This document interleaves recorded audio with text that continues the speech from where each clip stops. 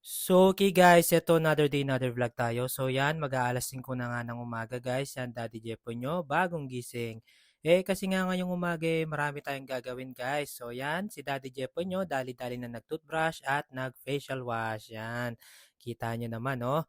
Para ganado tayong umpisan natin yung umaga. At eto, gagawa muna tayo ng kape guys bago natin gawin yung mga kailangan nating dapat gawin. So yan guys, tuloy-tuloy lang tayo guys. Wag po tayong susuko. Ito pala yung pampagana ko guys, kape. And after nga nun, yan, magbubukas na tayo ng tindahan guys. So yan, kita nyo naman. Araw-araw, laging ganyan yung gising ni Daddy Jepo nyo. Bali ngayon pala, hindi na ako ganong kumukuha ng pandesal. Halos nagpo-focus na lang ako sa pandesito. Kinukuha ko na lang yun halos 8 a.m. na lang, nagpapareserve na lang ako. At eto nga guys, yan, pansin nyo naman, yan. Nalagay ko na yung mga fast moving drinks natin dito sa freezer para mamayang mga 7 or 8 super lamig na yan. Kasi mga ganong oras may mga bumibili na ng energy drink sa akin. At eto, syempre pupunasan na natin yung ating freezer guys. At ayan, bubuksan na natin yung ating legendary cabinet at itong bintana. So yan guys, eto, open na po kami. Yan, halos wala pang 5:30 yan, napaga akong magbukas. And after nyan, kape-kape muna tayo guys before we start the day, yan. At ito na nga, habang wala pa yung araw, guys, sinuot ko na yung ating pang-cover sa init kasi nga mamamalengke tayo ngayon. At ito guys, palis na si Daddy Jepoy nyo. Yan, kita nyo naman. At syempre, wag muna po nating kalimutang mag-pray para i-guide tayo ni Lord. At ito, fast break yan. Kumuha na ako ng pandisi dito guys. Nagpa-reserve na ako at babalikan na lang mamaya.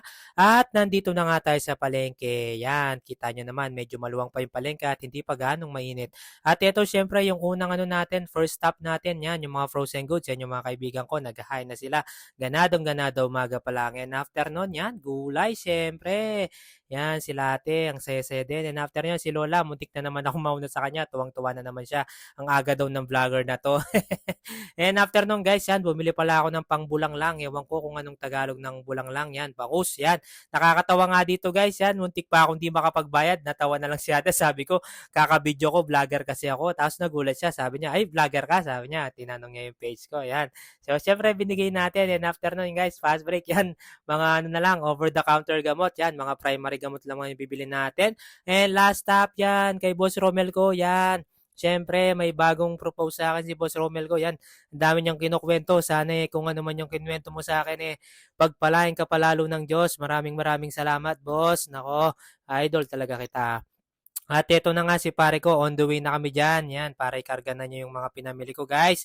So yan, guys, kita nyo naman. And after nga yan, pampaswerte. Thank you, Brads. And after nun, yan, soft drinks naman tayo, guys. So hanggang dito na lang muna, guys. Mamaya naman tayo ulit yan. May continuation pa yon pag didiskarga. Bye-bye. Finger out kayo sa akin.